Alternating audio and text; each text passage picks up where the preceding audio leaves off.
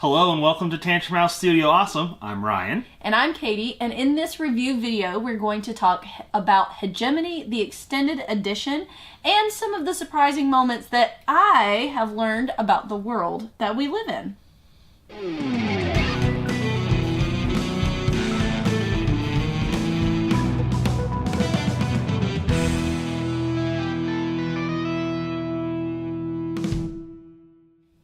In this review video, we will cover Hegemony, the Extended Edition, a hegemonic project by Revolutionary Games. It's a 1 to 2 hour kind of game for 1 to 4 players that's going to focus on politics and economics. In this extremely asymmetrical game, each player takes on the role of a different class. The working class, the middle class, the capitalist class, or the state. Each class has very different gameplay, different rules, different goals, and different ways to earn points. Each player will try to make their class thrive by earning the most points to win the game. The working class is going to spend most of their game trying to place workers into companies and then trying to get policies voted in that will help them get the resources they are going to need to earn points from prosperity. The middle class will build companies, gain resources, and also place their own workers to earn money and prosperity for points. The capitalist class builds companies and then they make business deals, they sell to the foreign market.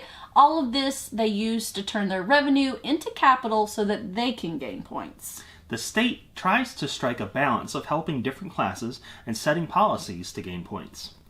So each class is very dependent on the others for different things, and also at the same time opposed to some of the things that are going to help them. So if one class is floundering, the other classes are also going to suffer in some way, but the things that may help one class may be harmful to another. This game was designed to help people learn in a fun way how the economy and politics work hand in hand and how each different class system works. The designers even include a booklet that goes into details about the ideas behind each viewpoint. So don't let the theme of this throw you off. For this to be like an economic and very political style game, it is much more fun than it sounds. At its core, it's basically a hand management, worker placement, resource management type of game. It's got some interesting play with trying to balance defeating the other players, like gaining more points than them, but also having to work with them at the same time, because if you totally stomp them out, they're having a hard time and then they can't fulfill their part of the game that in turn helps you fulfill your parts of the game. So it's kind of this interesting back and forth. Yeah. So is the length of the game good?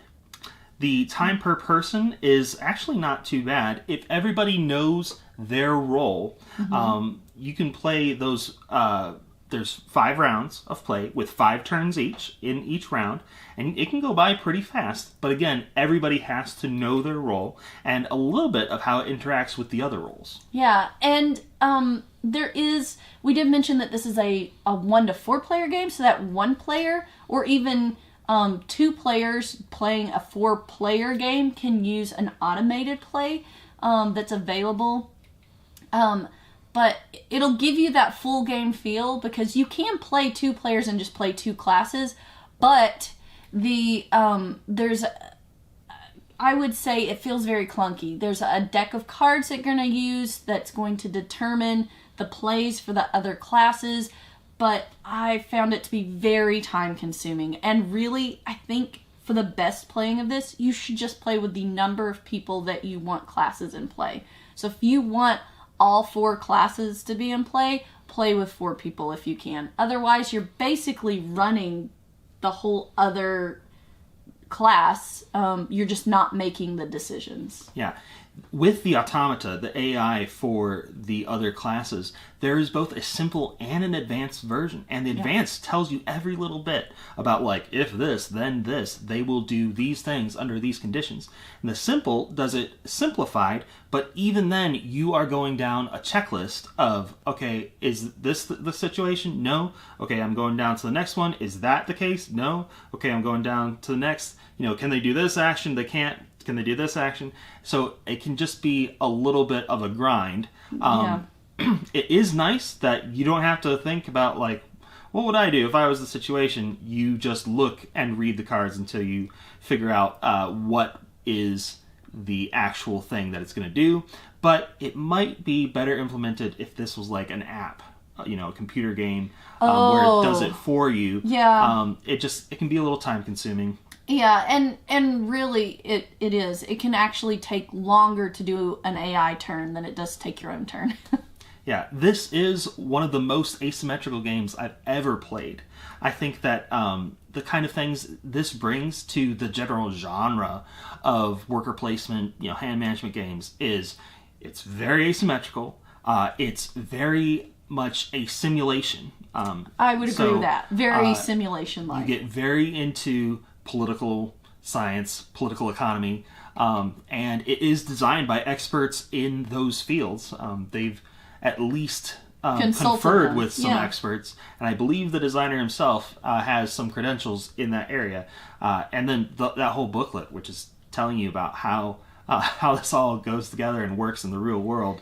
Yeah. The designer specifically wanted to teach people about how economics and politics interact. And he decided to do it in an interesting way, which would be more fun than just sitting down for a lecture or taking a class on it. So he incorporated it into a game. So yeah, he specifically wanted it to be something that you could learn from. And I think I did for sure, but more on that later. Components. The physical components of Hegemony, big game. This is a huge table hog. We had to pull out our level up. It's designed to just add an extra layer on your table where you can place things. So we had to put the board on top of a big extra playing area so that we could have all of our cards and player boards underneath that. Because we just didn't have enough space for this game. I would definitely pull out your muffin tins or your component organizers, whatever you are using, because there are a lot of tokens and little cubes and things. The design work is really good with this because all of the symbols are easy to understand, easy to make sense. I think the player aids were really good. I don't think the game would be playable if they didn't include player aids, because it very clearly tells you for each, because each one is so asymmetrical, it has a list of what you do at the beginning of each round, how all the turns that you can take, your basic actions, any free actions you can take. You can flip it over. The other side has a list of all the ways you score points and what you do at the end of the round. So, there. But, so, now it's time for the big picture. Ryan, what was your least favorite part of Hegemony? Well, the asymmetrical nature of it, while it does set it apart, also makes it a little difficult because you can read through the whole rulebook and kind of get all of the aspects because there's a separate section for each class, but really you need each player to learn all 4 roles because they interact in different ways, and sometimes things will happen and somebody won't catch because they haven't read the whole rulebook. How that impacts their character, and it can cascade.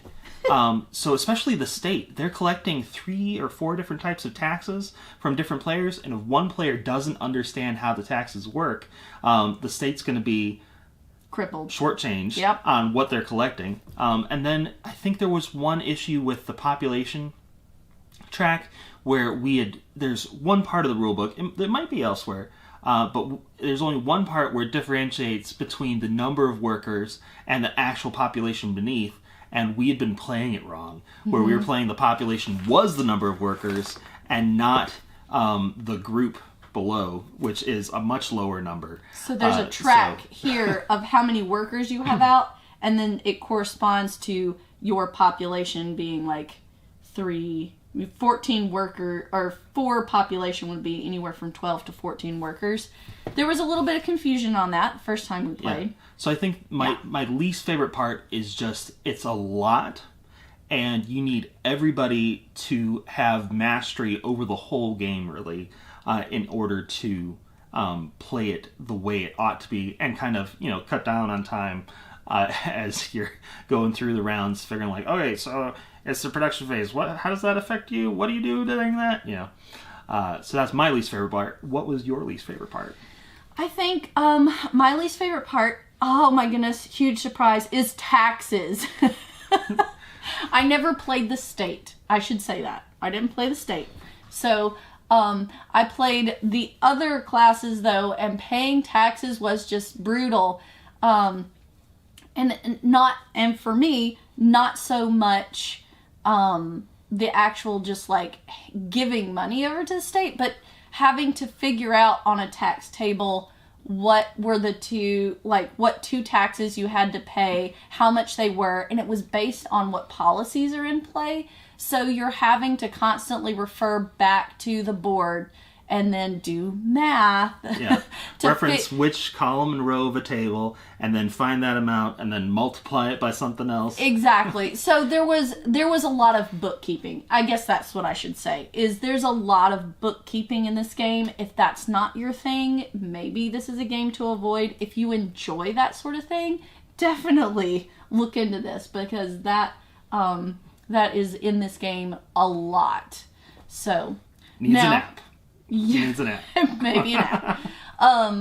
So now for our favorite part, or maybe what stood out to you most about this game. Ryan, what's your opinion? The asymmetrical nature of it. It's super asymmetrical, for sure. I feel like, I have favorite classes. I really liked the middle class because I get to do a little bit of both the capitalist and the working class. Mm-hmm.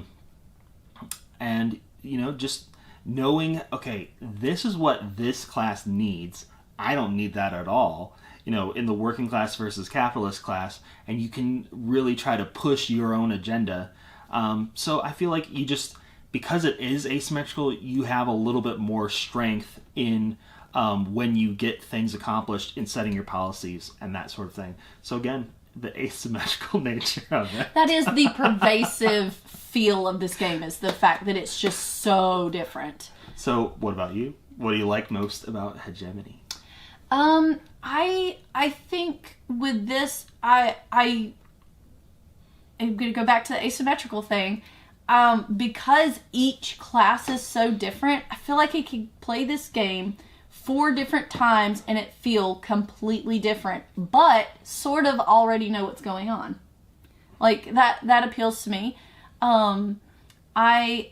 It is neat to be able to sit down and look at it from a different viewpoint. The first time I played as the capitalist class, and I didn't understand what the other classes were trying to accomplish or what they were doing, which hurt me a little bit, as I figured out later.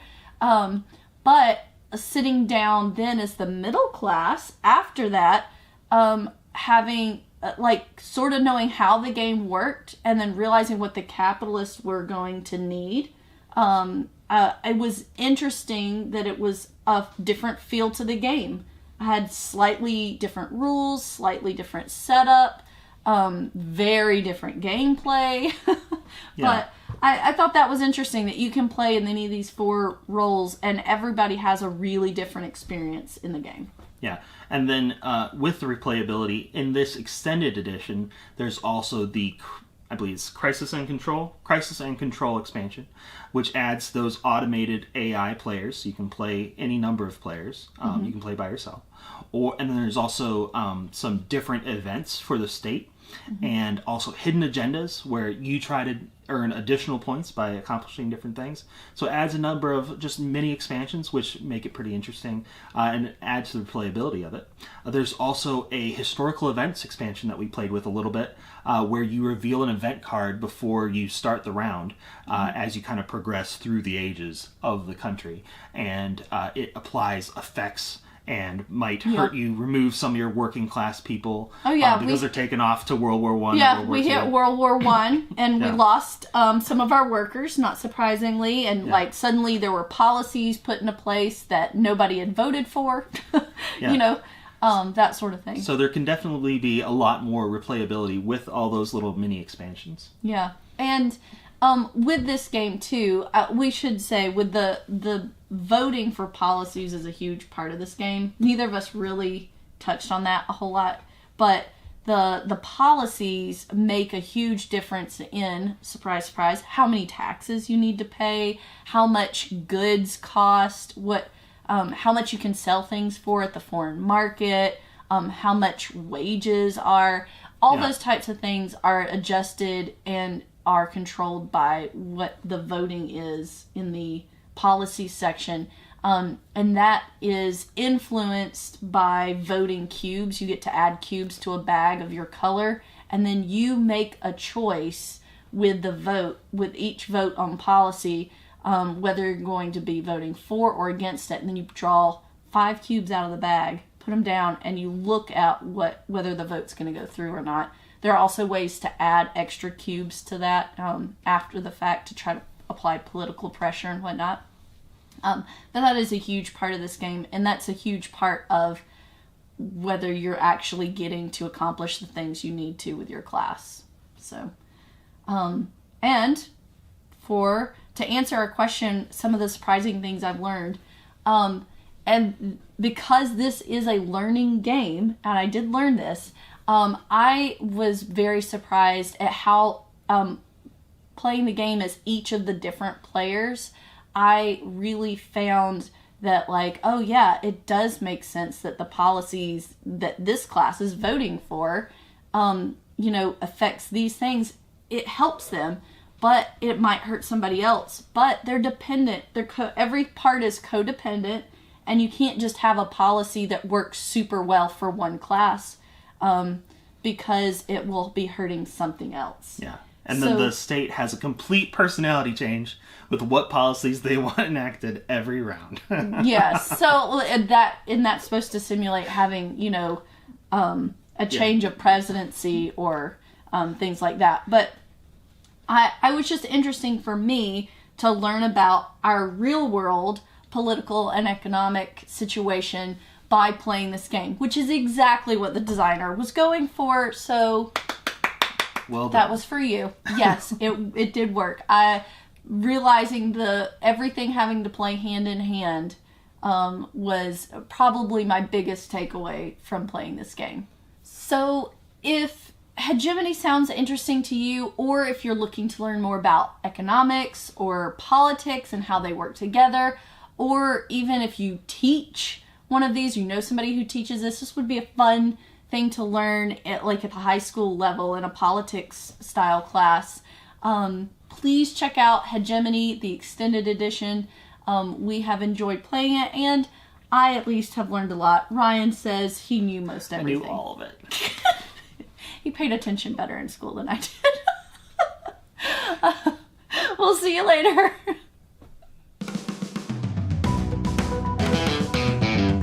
Learning, at least I had, about the world we lived in.